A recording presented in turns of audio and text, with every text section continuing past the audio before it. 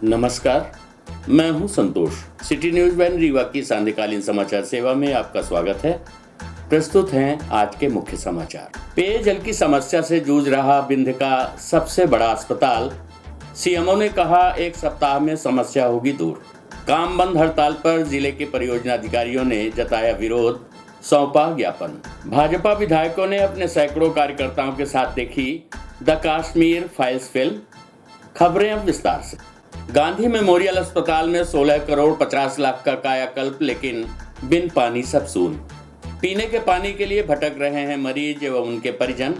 लोग खरीद कर पानी पीने को है मजबूर। आपको बता दें कि रीवा के गांधी मेमोरियल अस्पताल की रौनक इस समय हालांकि दिखाई दे रही है, लेकिन मौजूदा समय में अस्पताल के कायाकल्प में 16 करोड़ 50 लाख रुपए खर्च करने के बाद भी वहां की मूलभूत समस्याओं से निजात नहीं मिल पा रही है। अस्पताल में टाइल्स, पुताई सहित विभिन्न कार्य कराए गए, लेकिन यहां एक गिलास पानी के लिए लोग चारों ओर भटकते हुए नजर आ रहे हैं। गर्मी का मौसम आते ये बात उजागर हो गई थी कि अस्पताल में कहीं भी पानी पीने की व्यवस्था नहीं है, जिसके लिए लोग पानी बाजार से खरीद कर पीने के लिए मजबूर हैं।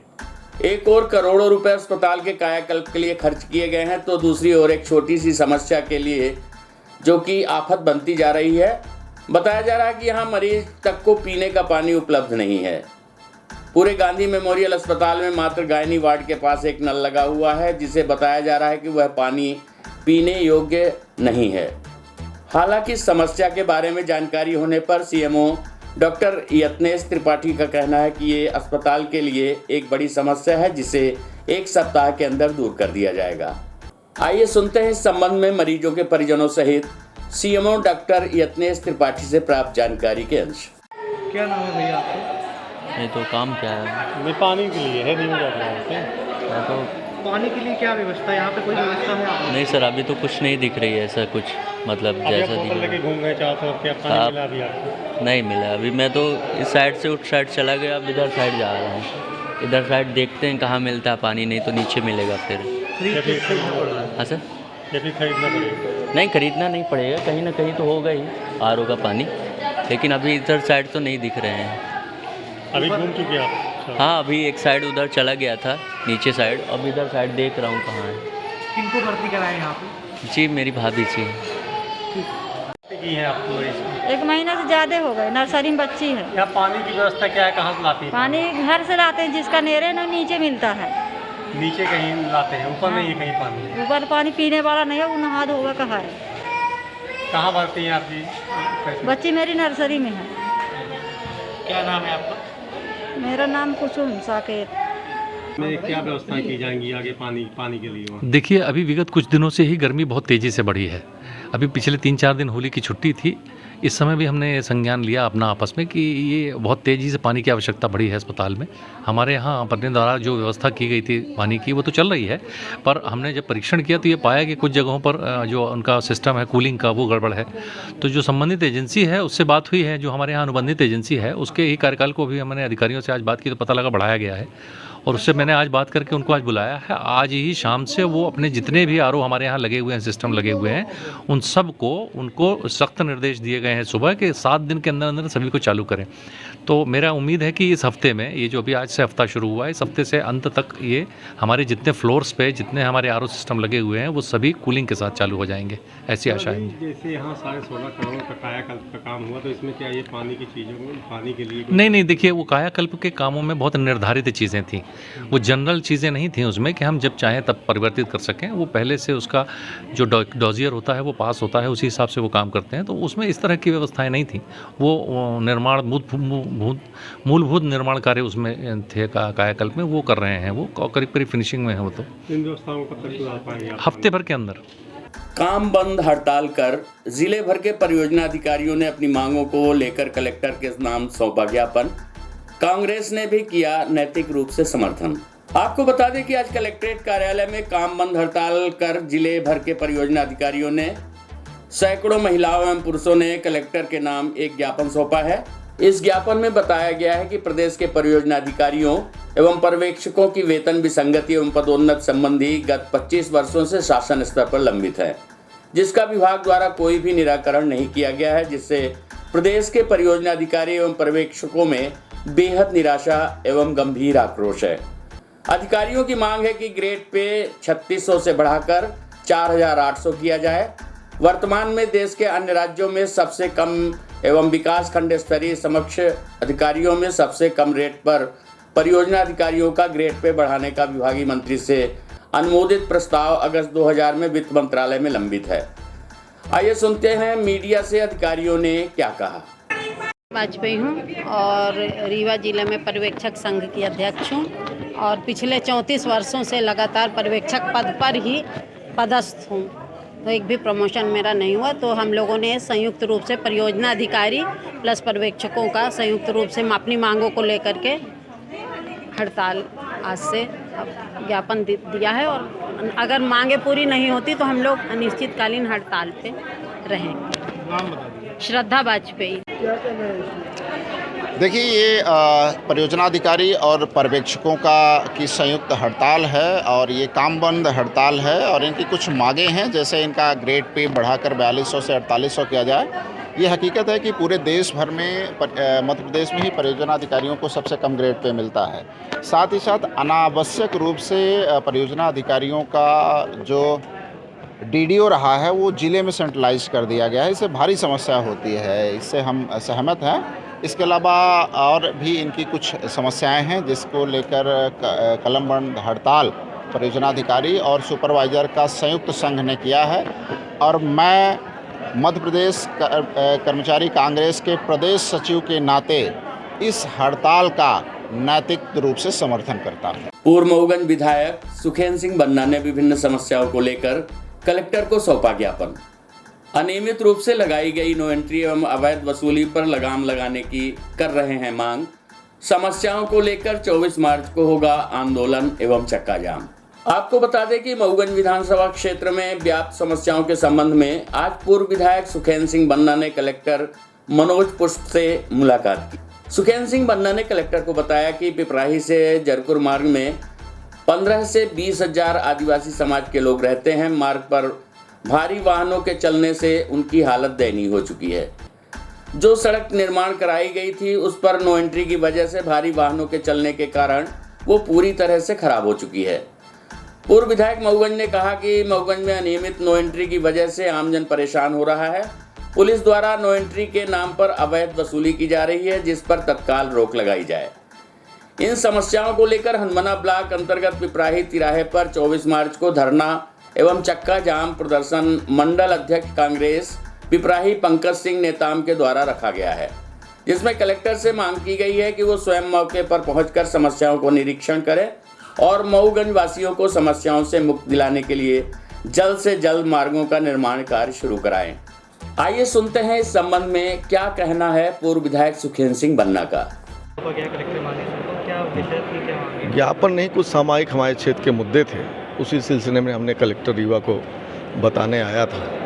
एक हमारे हम विधानसभा क्षेत्र में जड़कुर और पिपराही का मार्ग है जो पूरी तरह से ध्वस्त हो चुका है। वहाँ लगभग 10 से 15 हज़ार आदिवासी समाज का निस्तार है, जिससे कि आए दिन घटनाएं हो रही हैं, लोग प्रताड़ित हैं, धूल से सने हुए हैं।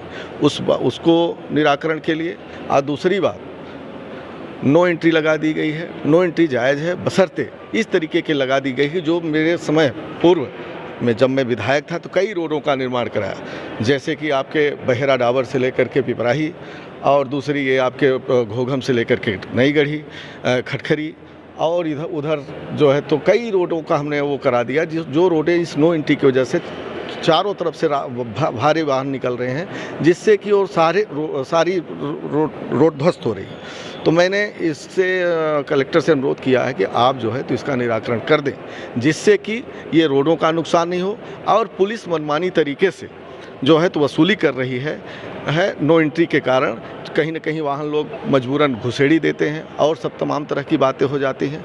और दूसरी बात, एक हमारे मऊगंज क्षेत्र में एक नीलेश वर्मा, उसके साथ पुलिस ने कुछ मारपीट किया जो मुझे मोबाइल के माध्यम से संज्ञान में आया। उस बात की जो पुलिस ने अनियंत्रित रूप से उसके साथ घटना घटी, इन सब बातों को लेकर के कलेक्टर रीवा को हमने आगाह किया है और लगभग 24 तारीख को पिपराही में कुछ हमारे आदिवासी समाज के लोग, हमारे कांग्रेस पार्टी के नेतागण वहाँ पे आंदोलन करने जा रहे हैं। इसी बात को मैं जताने आया था। मऊगंज विधानसभा क्षेत्र में तमाम केंद्र सरकार की वादा खिलाफी के विरोध में संयुक्त किसान मोर्चा ने किया प्रदर्शन। संभाग आयुक्त को राष्ट्रपति के नाम से सौंपा ज्ञापन, कहा फिर शुरू करेंगे आंदोलन। आपको बता दें कि संयुक्त किसान मोर्चा ने सरकार के आश्वासन पर भरोसा कर दिल्ली बॉर्डर से अपने मोर्चे को उठाने का ऐलान किया था। उसके बाद से सरकार लगातार अपने वादों से मुकर रही है, साथ ही किसानों के जख्मों पर नमक छिड़कने का काम कर रही है, जिसको लेकर पूरे देश के किसानों ने 31 जनवरी 2022 को ज्ञापन सौंपकर विश्वासघात दिवस मनाया था, लेकिन आज तक वादा पूरा नहीं किया गया। संयुक्त किसान मोर्चा के संयोजक शिव सिंह ने बताया कि मोर्चे के राष्ट्रीय आह्वान पर आज धरना प्रदर्शन उपरांत महामहिम राष्ट्रपति के नाम से संबोधित ज्ञापन कमिश्नर रीवा संभाग रीवा को सौंपा गया है। कृषि एवं किसान कल्याण मंत्रालय के सचिव श्री संजय अग्रवाल ने 9 दिसंबर 2021 को संयुक्त किसान मोर्चा के नाम एक पत्र देश के किसानों को एमएसपी मिलना कैसे सुनिश्चित किया जाए, इस पर एक कमेटी बनाई जाएगी। अब तक सरकार ने न तो कमेटी के गठन की घोषणा की है, न ही कोई कमेटी या उसके स्वरूप और उसके मैंडेट के बारे में कोई जानकारी दी है। साथ ही सरकार का वादा था कि आंदोलन के दौरान किसानों पर दर्ज मुकदमे तत्काल प्रभाव से वापस लिए जाएंगे, लेकिन अब तक सिर्फ हरियाणा सरकार ने कागजी कार्रवाई कर कुछ मुकदमे वापस लिए जाने की कार्रवाई की है, लेकिन अन्य राज्यों ने ऐसी कोई कार्रवाई नहीं की। केंद्र सरकार को राज्यों से मुकदमे वापस लेने की जो अपील करनी थी वो भी नहीं की गई है। प्रस्तुत है संयुक्त किसान मोर्चा के नेता शिव सिंह से प्राप्त जानकारी के अंश। इन मांगों को लेकर धरना प्रदर्शन ज्ञापन सौंपा गया है। ये संयुक्त किसान मोर्चे का राष्ट्रीय आह्वान है। जिस तरह से किसान बिल को लेकर एक वर्ष तक से अधिक समय तक आंदोलन चला और उस आंदोलन दौरान प्रधानमंत्री जी ने किसान बिल वापसी की घोषणा किया और उसके बाद जो है कृषि मंत्रालय के सचिव संजय अग्रवाल जी का पत्र आया और वो पत्र 5-6 मुद्दों को लेकर के आश्वासन भरा, लिखित में आश्वासन भरा पत्र था और उसमें ये कहा गया था कि हम शीघ्र जो शेष मांगे हैं किसानों की उनको पूर्ण करेंगे। लेकिन सरकार ने वादा खिलाफी किया है। 31 जनवरी 2022 को हम लोगों ने पूरे देश के अंदर विश्वासघात मनाने का काम किया है और इसके बाद हम लोगों ने ऐलान किया था कि मार्च में फिर से हम लोग, यदि सरकार ये अपना वादा पूरा नहीं करती है तो हम लोग फिर से मैदान पर आएंगे। तो हम लोग आज पूरे देश में रोष मना रहे हैं और जिस तरह से लखीमपुर खीरी घटना हुई, घटना में मुख्य आरोपी को कोर्ट ने जमानत दिया, उत्तर प्रदेश की सरकार ने अपना मजबूत पक्ष नहीं रखा और उसके खिलाफ कहीं उच्च स्तरीय अदालतों में अपील नहीं किया और जैसे ही वो आरोपी जेल से बाहर आया तो किसानों को धमकी दिया, उनके ऊपर हमला करवाया जो उसके साक्षी थे। तो इस तरह से, और जो एमएसपी का मामला है उसमें अभी तक कमेटी नहीं बनाई गई और जो शहीदों का मामला है उसमें उनके परिजनों को आर्थिक सहायता नहीं दी गई और हरियाणा राज्य के अलावा अभी किसी भी राज्य में मुकदमा वापसी की कार्रवाई सरकारों ने नहीं किया, जिसको लेकर हम लोग रोष मना रहे हैं। पूरे देश में आज ज्ञापन है और ये चेतावनी भरा राष्ट्रपति महोदय को ज्ञापन है कि हम लोग फिर से, यदि सरकार अपनी मांगों पर, लिखित जो मांगे सरकार ने पूर्ण करने के लिए वादा किया था, यदि उस पर सरकार अब वादा खिलाफी करती है तो हम लोग पूरे देश में फिर से साझा आंदोलन चलाने का काम करेंगे। ये आज ज्ञापन हम लोगों ने देने का काम किया। द कश्मीर फाइल्स जब से सिनेमा घरों में लगी है, लोग लगातार इस फिल्म को देखने पहुंच रहे हैं। आज भारतीय जनता पार्टी के पूर्व मंत्री एवं रीवा विधायक राजेंद्र शुक्ल अपने सैकड़ों कार्यकर्ताओं तथा विधायकों के साथ इस फिल्म को देखने पहुंचे। इस दौरान पूर्व मंत्री ने कहा कि अगर 1990 के पहले धारा 370 और 35 से हट गई होती तो कश्मीरी पंडितों के साथ ऐसी घटना नहीं होती। आपको बता दें कि पूरे देश में इन दिनों एक ही फिल्म की चर्चा है, द कश्मीर फाइल्स। ये एक ऐसी फिल्म है जो 90 के दशक में कश्मीर में रहने वाले पंडितों के साथ हुई बर्बरता को दिखाता है। फिल्म में दिखाया गया है कि किस तरह कश्मीरी पंडितों पर जुल्म ढाया गया, उनकी हत्या की गई, औरतों की इज्जत लूटी व किस तरह से रातों रात उन्होंने अपना घर, अपना कश्मीर छोड़कर वहां से भागे। लगातार इस फिल्म को देखा जा रहा है। आज पूर्व मंत्री एवं रीवा विधायक राजेंद्र शुक्ल भी फिल्म देखने पहुंचे। इस दौरान उनके साथ मनगांव विधायक पंचूलाल प्रजापति, जिला अध्यक्ष अजय सिंह सहित सैकड़ों कार्यकर्ता फिल्म देखने के लिए सिनेमा घर पहुंचे। पूर्व मंत्री ने कहा कि फिल्म में दिखाई गई कश्मीर घटना को देखकर मन को अत्यंत पीड़ा हुई है। यदि धारा 370 एवं 35 से पहले हट गई होती तो कश्मीर में ऐसी स्थिति नहीं बनती। उन्होंने डायरेक्टर और कलाकारों को कश्मीर के सत्य को सामने रखने पर बधाई दी है। आपको बता दें कि इस फिल्म की सराहना स्वयं देश के प्रधानमंत्री नरेंद्र मोदी कर चुके हैं। वहीं प्रदेश सरकार ने भी इस फिल्म को टैक्स फ्री कर दिया है। आइए सुनते हैं पूर्व मंत्री राजेंद्र शुक्ल से प्राप्त जानकारी के अंश। और क्या लोगों को सबक मिलता है इस फिल्म से? कश्मीर का जो पीड़ादायक सत्य है वो देख के मन को अत्यंत पीड़ा हुई है और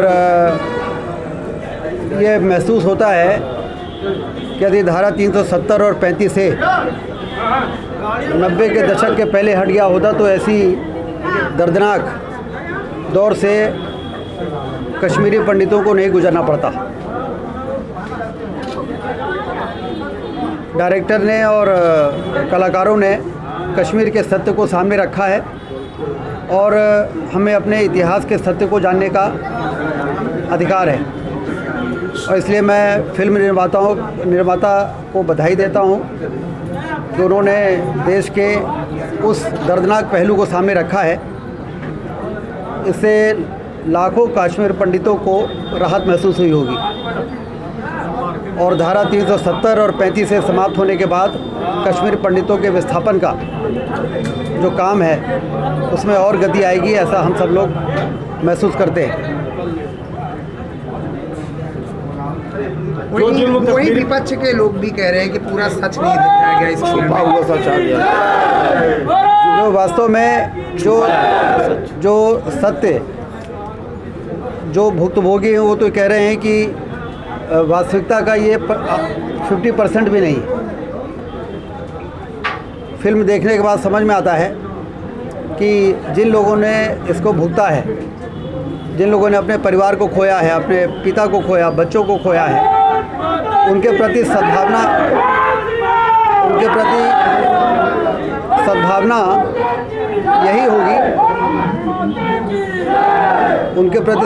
यही होगी कि हम इस प्रकार की बयानबाजी ना करें।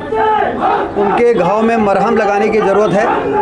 ये फिल्म उनके घावों में मरहम लगाने का काम कर रहा है और जो लोग इस प्रकार की बातें करते हैं वो उनके घाव में नमक छिड़कने का काम करते हैं। इसलिए ज़रूरत है उन पीड़ित परिवारों के घावों में मरहम लगाने की और इस फिल्म को देखने के बाद सभी के दिल रोया है और इससे कम से कम उनको ये राहत तो होगी कि जिस दर्दनाक दौर से उनके लोग गुजरे हैं, कम से कम देश उसको देख के और दुखी हो रहा है। इसलिए यह फिल्म वास्तविकता पर आधारित है और जितना दिखाया जा सकता है उतना ही दिखाया गया है और उतना देखने के बाद सत्य सामने आ गया है। रीवा के स्वयंवर विवाह घर में स्वर्णकार मंडल द्वारा होली मिलन का कार्यक्रम आयोजित किया गया। कार्यक्रम में स्वर्णकार मंडल अध्यक्ष धनंजय सोनी, वरिष्ठ संरक्षक महेंद्र सराफ एवं स्वर्णकार मंडल के उपाध्यक्ष आनंद सोनी द्वारा मुख्य अतिथि माननीय पूर्व मंत्री एवं रीवा विधायक श्री राजेंद्र शुक्ल जी का स्वागत गुलाल एवं फूलों द्वारा किया गया। आपको बता दें कि इस कार्यक्रम में विधायक राजेंद्र शुक्ल का सम्मान किया गया। यहाँ पर फूलों से होली की खेली गई। साथ ही बिहान ऑर्केस्ट्रा द्वारा भजन का कार्यक्रम भी आयोजित किया गया था। यहाँ पर समाज के वरिष्ठ नागरिकों का सम्मान किया गया। मंडल के अध्यक्ष धनंजय सोनी एवं संभाग भर से आए हुए पदाधिकारियों का स्वागत उनके द्वारा किया गया। यहाँ पर कार्यक्रम में स्वर्णकार महिला मंडल द्वारा झांकी सजाई गई थी। राधा कृष्ण की होली भी दिखाई गई। युवा स्वर्णकार मंडल द्वारा सभी वरिष्ठ नागरिकों का सम्मान किया गया। इस दौरान बिहान ऑर्केस्ट्रा द्वारा भजन का कार्यक्रम किया गया। वहीं समाज के वरिष्ठ नागरिकों का सम्मान भी किया गया। साथ ही मंडल के अध्यक्ष धनंजय सोनी होली मिलन समारोह में आए हुए सभी साथियों का स्वागत किए।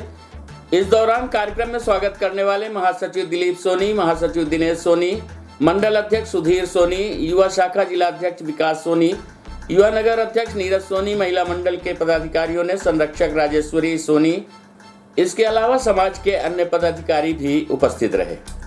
प्रस्तुत है पूर्व मंत्री एवं रीवा विधायक राजेंद्र शुक्ल से प्राप्त जानकारी के अंश।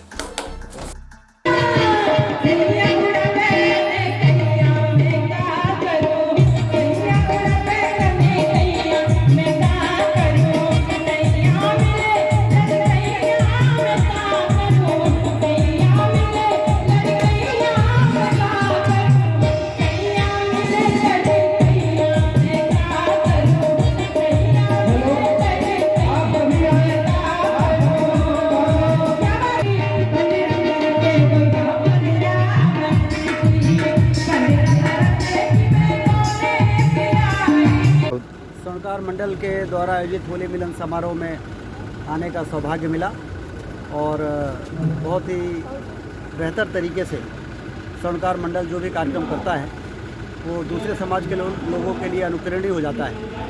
मैं देख रहा हूँ कि होली मिलन समारोह में पूरे उमंग और उत्साह के साथ स्वर्णकार मंडल होली मना रहा है और ये हमारी जो संस्कृति है, हमारी परंपराएं हैं, उसको मजबूत करता है इस प्रकार के कार्यक्रम। मैं स्वर्णकार मंडल को इसके लिए बहुत बधाई देता हूँ। स्वर्णकार मंडल के अध्यक्ष हमारे मित्र धनंजय सोनी जी को बधाई देता हूँ और उनके माध्यम से सभी को बहुत बहुत शुभकामनाएं देता हूँ। ये होली मिलन समारोह का कार्यक्रम स्वर्णकार मंडल रीवा द्वारा आयोजित किया जा रहा है। कार्यक्रम में प्रमुख रूप से होली मिलन समारोह का कार्यक्रम है। अब बच्चों के कुछ प्रोग्राम्स हैं, महिलाओं के लिए वो चेयर्स रेस का कार्यक्रम रखा गया है, स्वरुचि भोज है और भी अन्य कार्यक्रम हैं। आज के इस अवसर पे मैं स्वर्णकार समाज के सभी लोगों को बहुत बहुत बधाई और बहुत बहुत शुभकामनाएं देना चाहता हूँ। आज की खबरों में बस इतना ही। कल हम फिर मिलेंगे कुछ नई खबरों के साथ। तब तक के लिए हमें इजाजत दीजिए। नमस्कार।